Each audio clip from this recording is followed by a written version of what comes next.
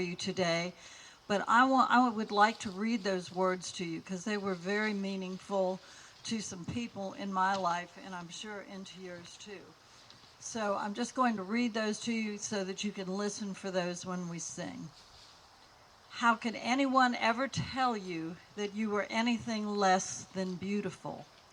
How could anyone ever tell you that you were less than whole? How could anyone fail to notice that your loving is a miracle? How deeply you're connected to my soul. Let us worship God.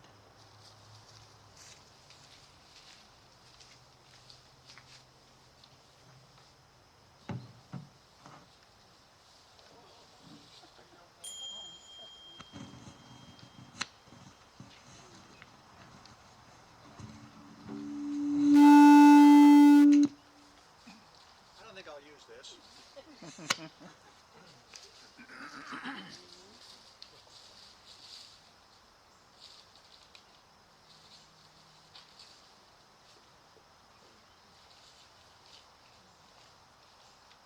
The call to worship is printed in your bulletin.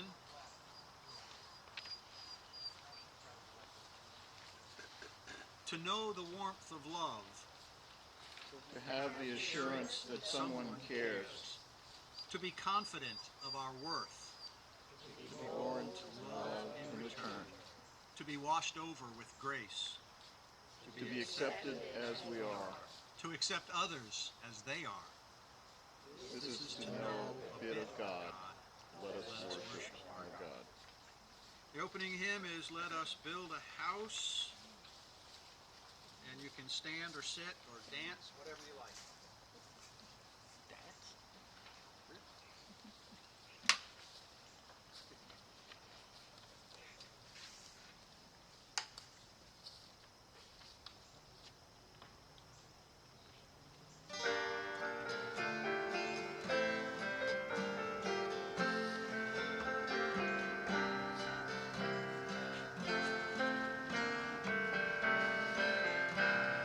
Let's build a house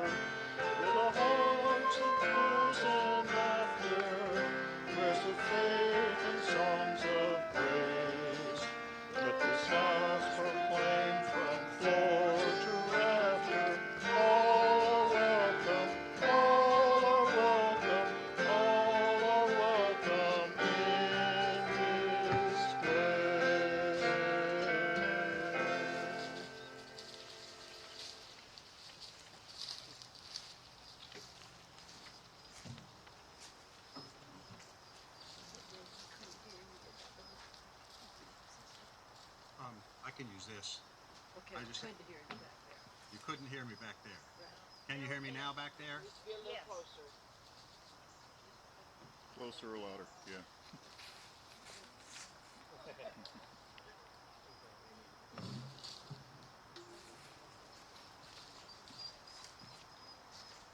How about now? Yeah? Better. Better. Better. Better? Better. Okay, well, we'll try.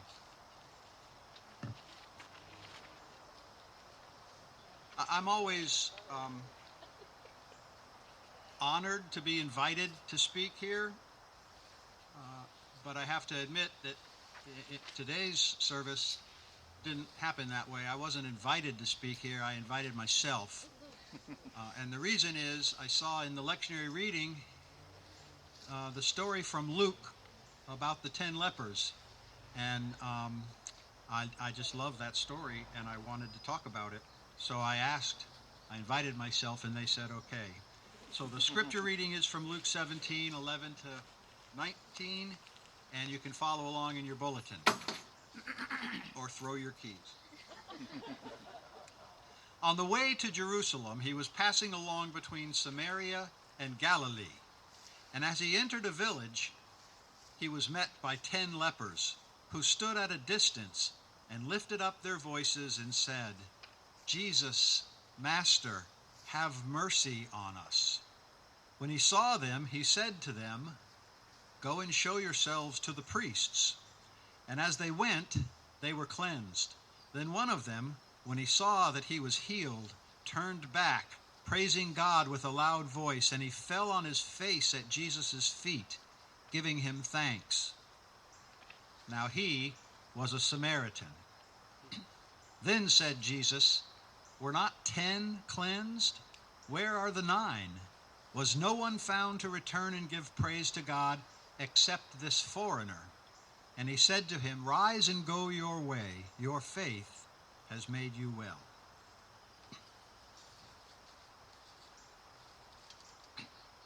So the reason this is one of my favorite gospel stories, a couple of reasons. For one thing, I love the way Luke tells stories, or has Jesus tell stories, to get across a theological or a moral lesson.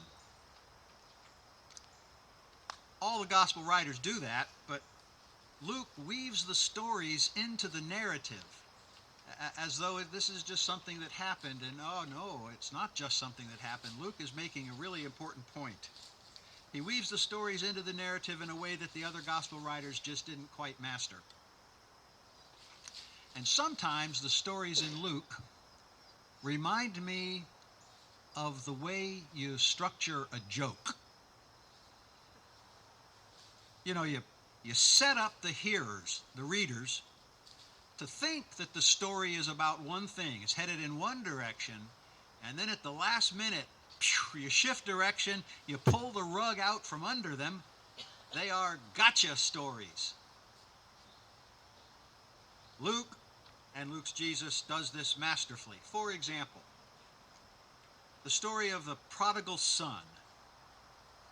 The audience is set up to think that this wayward son is a reprobate. And we think this kid is going to get what he deserves. But then Luke's Jesus surprises us and has the father welcome the boy back home. Or the parable of the Good Samaritan. Same thing happens. The audience is set up to disregard this unclean, half-breed, unworthy Samaritan who turns out to do the right thing. Gotcha. And it shouldn't surprise you to learn that all three of these stories, those two plus the one from today, are unique to the Gospel of Luke. The other reason I love this story is that it perfectly demonstrates the way I like to approach biblical analysis and interpretation, and everybody likes to be validated.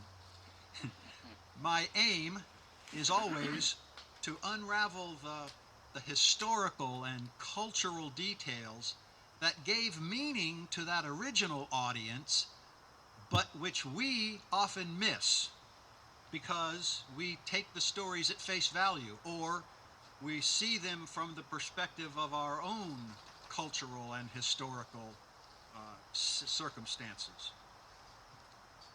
And we also typically hear these stories in isolation. A short reading to begin a worship service. And I think we always should consider the context. What's happened that leads up to this story? And where does this story lead sometimes?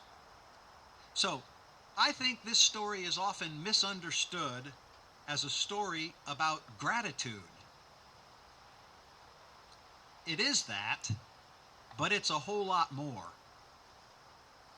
Only one of the 10 lepers returns to give thanks to Jesus, and he's clearly the hero of the story. But if you understand the cultural and the legal situation at the time, you see the story is about much more than just, it's nice to say thank you. The story is directed to that audience who first heard it, the first century Jews. And they will be the butt of the joke. In the process, Luke will teach an important moral lesson. So let's start with the context of the story. I didn't read this part, but immediately before this story, Luke's Jesus asks if a master should reward a servant for doing his duty. The discussion that follows is about obedience and obligation to duty. And that little episode ends with Jesus saying to his disciples, when you have done all that is commanded of you, you say, we are unworthy servants. We have only done what was our duty. And that's how Luke sets up this story about these 10 lepers. All right, so let's talk about leprosy. I'm not a doctor, though I did play one once. I think I was in second grade, and Debbie's mother walked in on us, and it was a whole big thing. That was the end of my medical training. So I did a little research about leprosy. Here's what I learned. Leprosy is a very real and a devastating disease. The CDC, and you know you can trust this because of the guy who's in charge of it, but the CDC says about 200,000 people in the world annually are diagnosed with leprosy. 200,000 new cases of leprosy each year. In the United States, it's about 150 people. But you can relax, most of them are in Florida. About 80% Florida. But also Texas, Louisiana, the Gulf states. It tends to spread in more moderate climates. It's also known as Hansen's disease, and it is a long-term infection caused by the bacteria Mycobacterium leprae or Mycobacterium lepromatosis. Bet you thought I didn't know that. Well, I didn't until last week. It's transmitted through very close, prolonged contact with an untreated patient, primarily by way of droplets from the mouth or nose, kind of like the flu or a cold is spread. Can also enter a body through broken skin. Transmission is not caused by casual contact. The disease primarily affects the skin, the nerves, and the lining of the nose. Typical symptoms include skin lesions, pale or discolored patches on the skin, nerve damage leading to numbness or weakness in the hands, arms, feet, or legs, and thickened skin or lumps just under the skin. I'll pause here while you all complete your self-exam. I'm almost certain that none of us here today have leprosy. There are some other potential symptoms. Not everybody gets this, but they include ulcers, nosebleeds, muscle weakness, and loss of eyebrows or eyelashes. If it's untreated, leprosy can lead to blindness, deformed fingers and toes, and some organs like the kidneys or reproductive organs can be affected. I was surprised to learn that you cannot die from leprosy. However, if it's left untreated, it can cause complications that very seriously harm your health. You may also end up with some physical deformities that may cause discrimination or lead to social stigma. But it is not true that leprosy can cause toes, fingers, noses, or other body parts to just fall off. No, not true. The good news is that about 95% of the world's population is immune to the bacteria that causes leprosy. And it can easily be treated and cured with antibiotics. Now, the people of Jesus' day didn't know any of that. They thought that any skin disorder or irritation was leprosy. I want to use an example here, and I want you to know before I say this that I have her complete approval to do this. A couple of weeks ago, Karen told us that she had developed a rash on her neck and shoulders. She'd been living in the 1st century, she would have been declared a leper.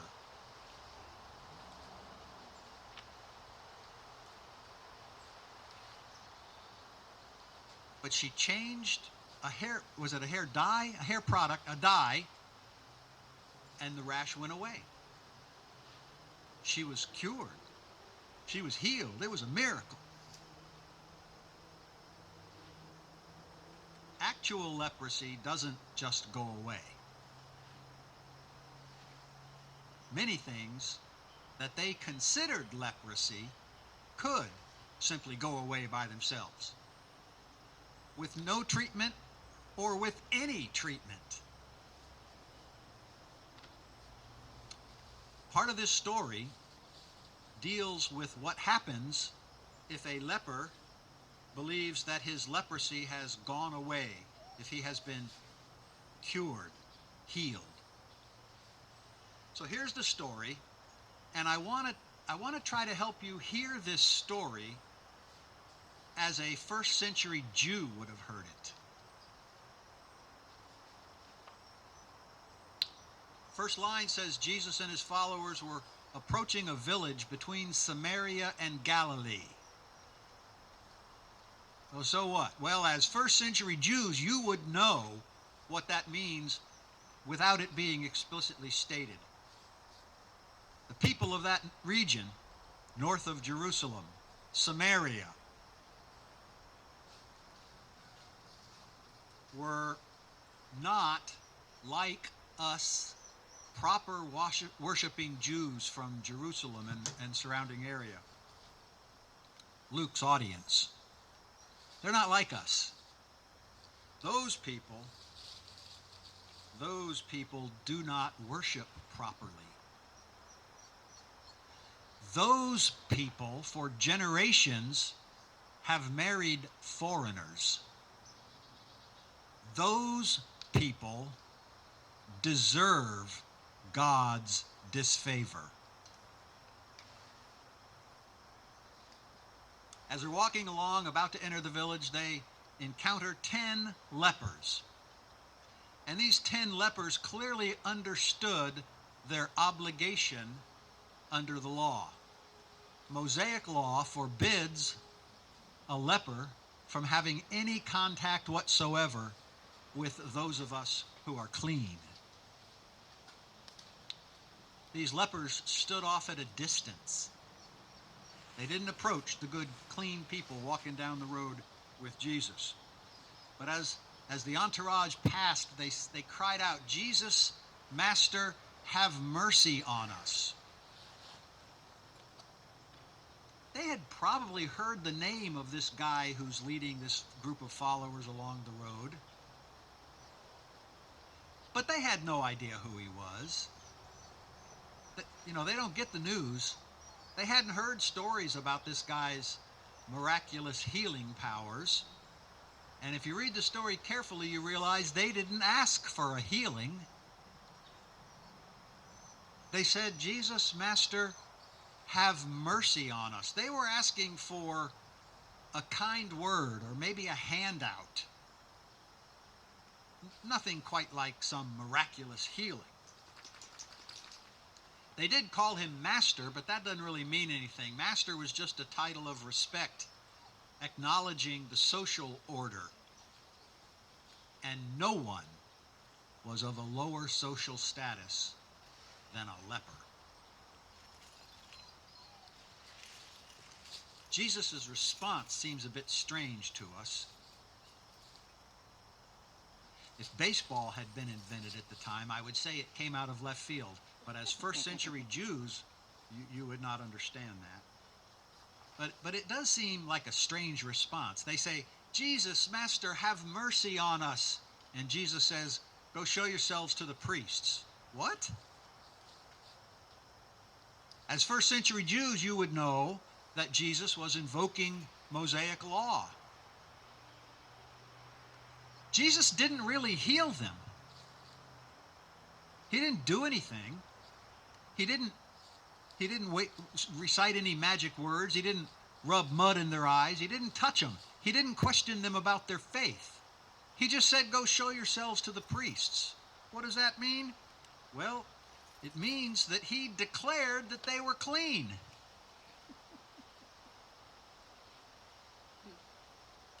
Society says, "You're not. You're unclean. You're a leper, Karen." Jesus simply said, "No, you're not. You're not unclean. Go show yourself to the priest to prove it." Now, Mosaic law says if you think you're cured, you have to go show yourselves to the priest, not a physician,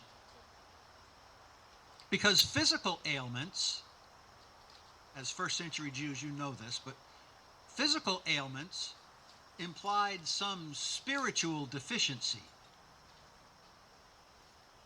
Maybe the result of sin. If you're sick, you probably deserve it.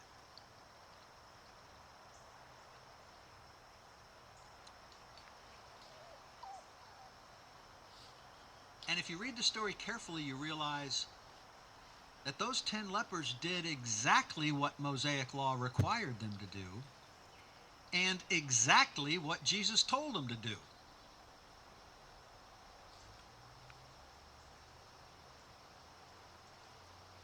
But then a remarkable thing happened.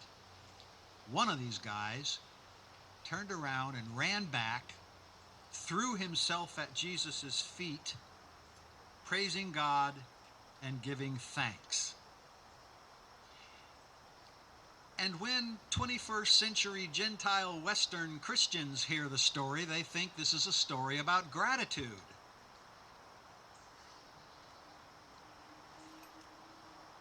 As first century Jews, you would be appalled by this man's actions. What was he thinking?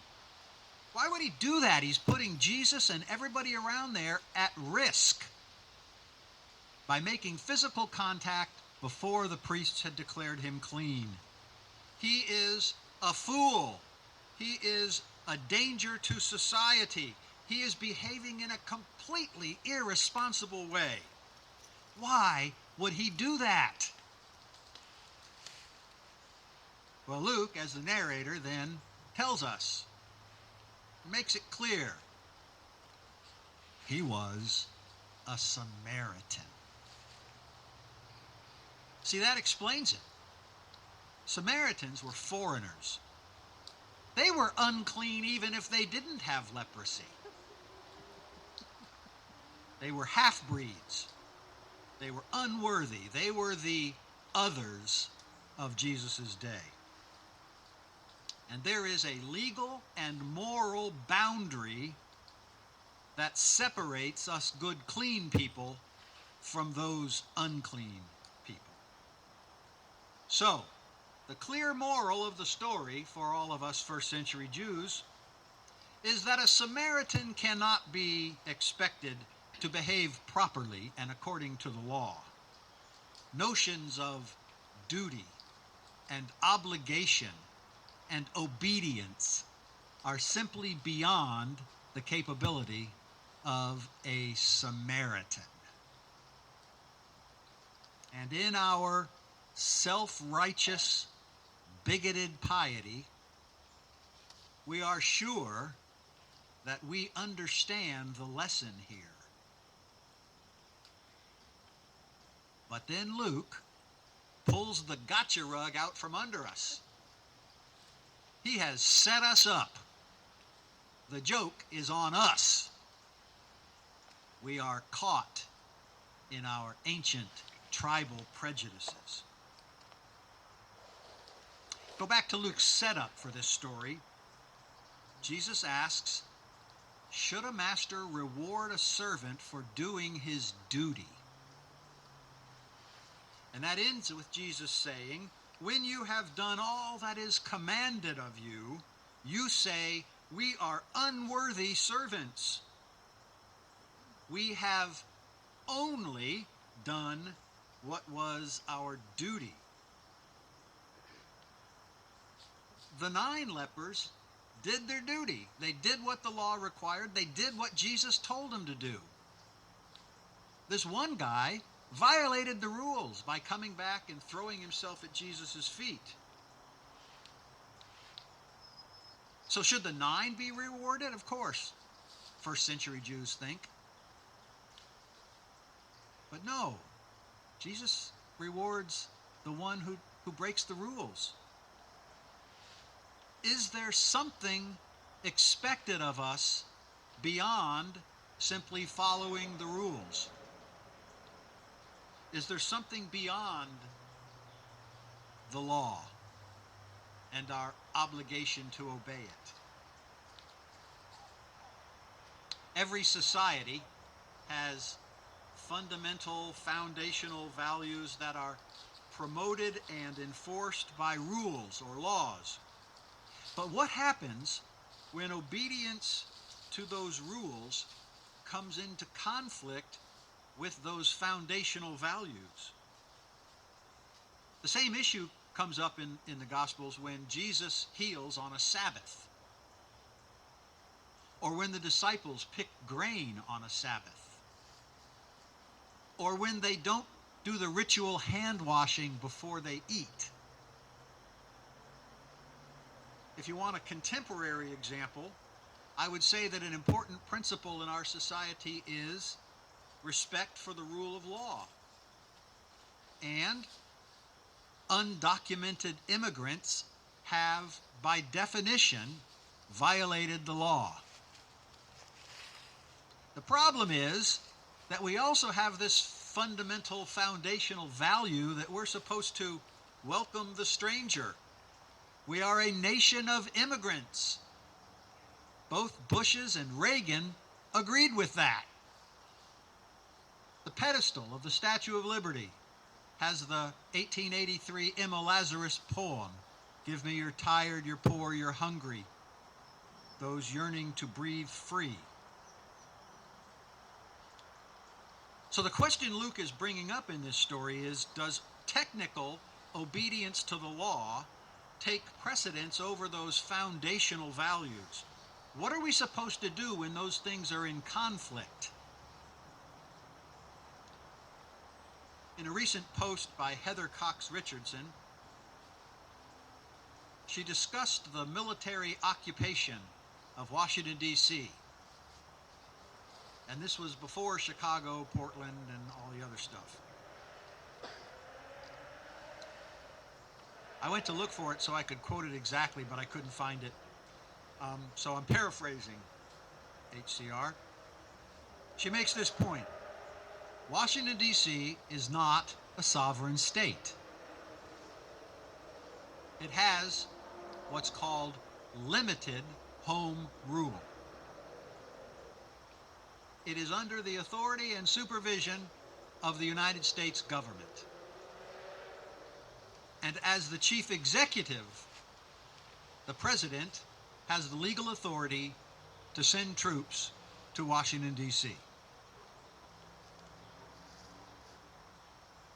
But, she goes on, doing so violates an important principle of democracy in our culture, as well as our history as a nation. One of the instigations of the American Revolution was when English troops were occupying American colonial cities, specifically Boston. And because of that historical experience, with only a few exceptions, extreme exceptions, the American military is not allowed to be deployed against Americans, even if it's technically allowed by law in Washington, D.C. And I think that is the moral principle that Luke is revealing with this story and others. Following the rules, like obedience to religious law, should not take priority over our foundational values. When we are faced with a boundary constructed by society's rules, we should be willing to cross it, to welcome even the metaphorical Samaritan leper. Society's rules said those lepers were unclean. Jesus rejected those rules and declared them clean. So this is not primarily a healing story. This is not primarily a story about gratitude. This is a story about Jesus' rejection of society's standards that define who is acceptable and who is not, who's classified as other. It's a story about crossing societal boundaries. I think it's a story about the boundary of God's grace, ever expanding to include even those who are unclean, foreign, impure. Let us build a house where all are welcome. Luke seems to be telling us a story about a pretty daring boundary crossing. Daring by Jesus and also by that Samaritan leper. Acceptance overrides rules of cleanness.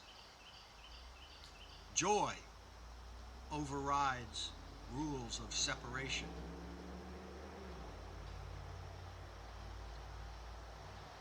Have you ever been called to cross a societal boundary? To welcome an outcast? Someone that society says is unacceptable? The Samaritan lepers of our day? The noted theologian Meredith Grey, from the TV show Grey's Anatomy, said at one episode, at some point you have to make a decision. Boundaries don't keep people out. They fence you in. So you can waste your lives drawing lines and building walls, or you can live your life crossing them. Or maybe you can identify with the Samaritan leper. Have you ever felt like an outcast? Have you ever been told that you are unworthy? Been called a threat to society? Have you been told that without the endorsement of the religious establishment or the government or the popular crowd, that you cannot be considered acceptable or worthy? Maybe part of your identity is analogous to the social condition of that Samaritan leper. Maybe you felt like you're on the wrong side of a societal boundary because of race, gender, education level, nationality, we can go on, sexual orientation, political views, the manner of dress, the kind of job you have, where you live. Jesus' message throughout the gospel to the outcasts of society was, you are children of God, made in God's image. You're loved and valued and accepted. You don't need to be judged by the priests or by the government. You are beautiful just as you are. So praise God and give thanks. Can I invite the choir up to sing this song?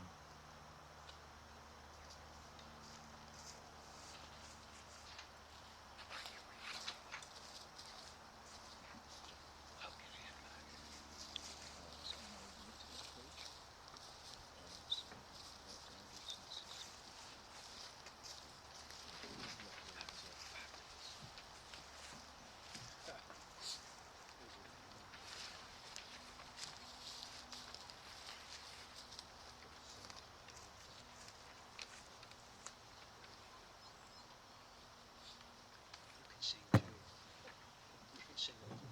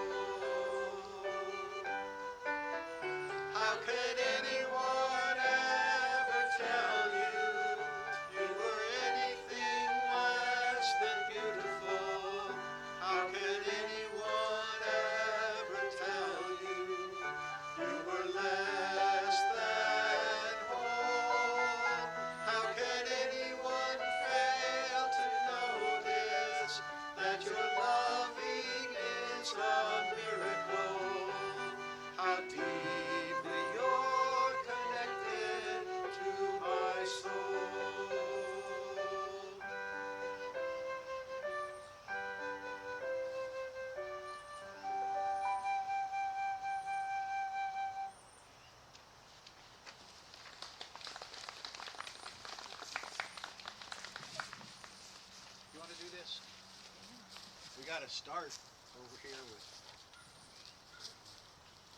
Sierra, who's got a broken pinky. What? Autumn. Excuse me. Let us now share our joys and celebrations and concerns. All right.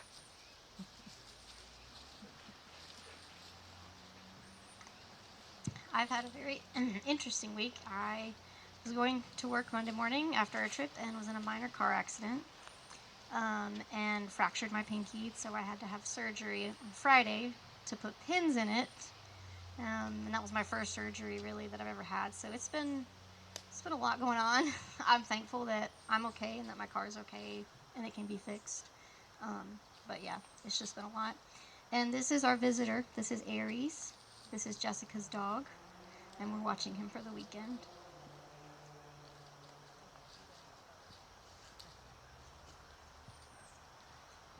Yesterday, kind of out of the blue, a truck pulled into my yard and honked, and I heard somebody yell, "You remember me?" And it was Patty Bennett, Gloria's daughter, who grew up here and then has been doing other things. So I'm celebrating that. Patty and Bill and I used to hang out together a little bit, and we went to her cross-country meets and her basketball games and just all of that stuff. And she was the first person, invited guest, to cook in my new house. I reminded her of that. And anyway, she is at Clemson and is about 2 courses away from graduating. She has learning disabilities, and yet this young woman does not give up. She is remarkable. And the news is that she and Elias have gotten married. And Elias is a Mexican that has been here. They've been together for 10 years, and they've gone ahead and made it legal. And now she is going through the judicial process of trying to get him legal status. So this is very interesting, and she's asked if I would write a letter. So I thought I would pass this on to anybody who knows them, if they would like to write a letter of support for his citizenship. Please ask me, and I'll give you her email. They are trying to pursue this. They've got a meeting, I think, this next week with one of the lawyers that's helping them. And so I just came away from that grinning. It was a wonderful thing to see her again. So, and the fact that she is not giving up again. She is a remarkable person. Other joys and concerns?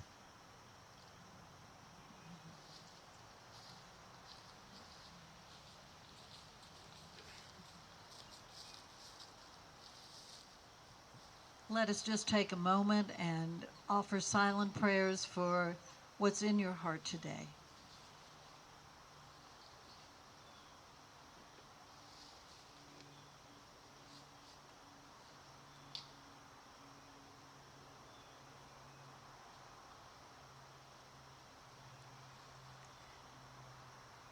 Thank you, Spirit, for listening to us and for helping us in our time of need and our time of joy. Amen. Our closing hymn and offertory is on the handout. Help us accept each other.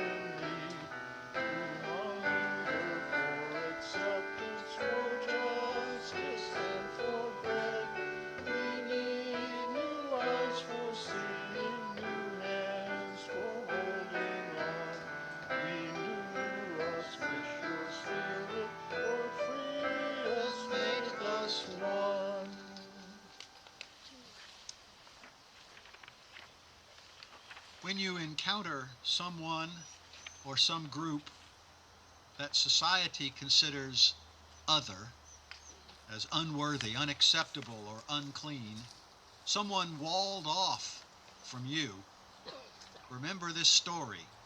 Jesus crossed that boundary and welcomed even a Samaritan leper.